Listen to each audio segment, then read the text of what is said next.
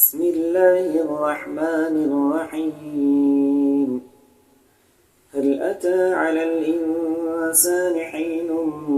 من الدهر لم يكن شيئا مذكورا إنا خلقنا الإنسان من نطفة أمشاج نبتليه فجعلناه سميعا بصيرا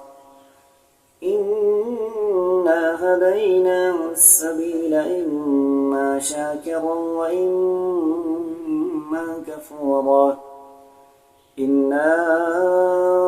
أعتدنا للكافرين سلاسل وأغلالا وسعيرا إن الأبرار يشربون من كأس كان مزاجها كافورا عينا يشرب بها عباد الله يفجرونها تفجيرا يوفون بالنذر ويخافون يوما كان شره مستطيرا ويطعمون الطعام على حبه مسكينا ويتيما وأسيرا إنما نطعمكم لوجه الله لا نريد منكم جزاء ولا شكورا إنا نخاف من ربنا يوما عبوسا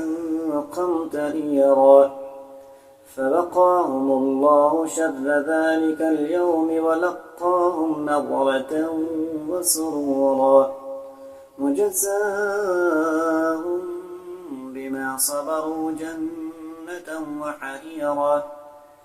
متكئين فيها على الأرائك